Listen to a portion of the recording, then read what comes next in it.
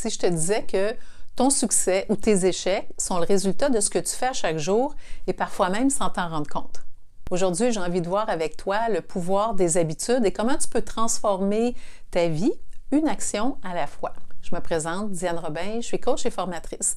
Je suis la fondatrice de l'Académie de psychologie positive. Ma mission, c'est vraiment d'aider les gens à découvrir les facteurs, mettre en place les stratégies qui favorisent le bien-être et l'épanouissement. Quand on s'épanouit individuellement, on contribue à la société qui, elle aussi, dans son ensemble, va s'épanouir. Une habitude, c'est une petite action qu'on répète souvent qui finit par devenir un automatisme.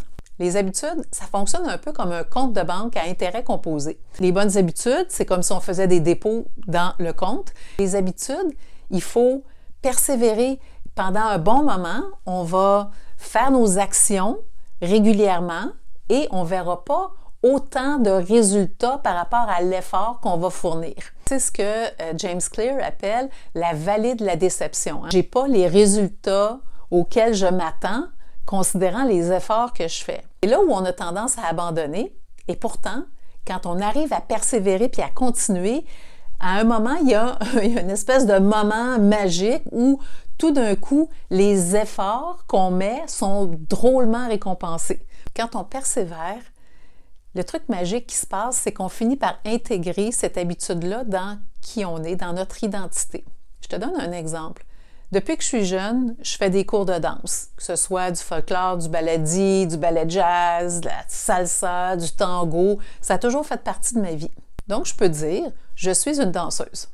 J'ai commencé à courir il y a quelques années et au début, j'étais une personne qui court. Si on me disait « Ah, t'es une coureuse », je disais non. Ça faisait pas partie de mon identité. Ça m'a pris entre 2 et 3 ans de courses régulières dans mes semaines pour finalement dire « Hey, c'est vrai que ça fait partie de qui je suis ». Et c'est ça que tu veux aller chercher, être capable de t'identifier à cette action-là, à cette habitude-là, parce qu'au moment où ça devient une partie de ton identité, tu as beaucoup plus de chances de continuer de persévérer. Aujourd'hui, je peux dire, je suis une coureuse, même si je passe un mois sans aller courir, c'est sûr qu'il arrive un moment où je dis « OK, j'ai pris assez de repos, je remets mes souliers et je ressors courir ». Ça fait partie de qui je suis maintenant. Et c'est beaucoup plus facile de maintenir l'habitude quand ça devient une partie de moi. Qu'est-ce que tu peux faire concrètement? Pose-toi la question, qui veux-tu devenir? Et quelle est l'action qui, si tu la répètes assez longtemps, va te permettre d'être cette personne-là? Et bien sûr, la clé, c'est la constance. Alors, assure-toi d'avoir une action qui est assez petite, que tu vas pouvoir facilement la répéter jusqu'à ce qu'elle devienne une habitude presque inconsciente. Qu'est-ce qu'on a vu ensemble aujourd'hui? Nos actions, quand elles sont répétées assez souvent, deviennent des habitudes. On a vu que le résultat n'est pas immédiat, mais que ça prend du temps, donc on doit persévérer.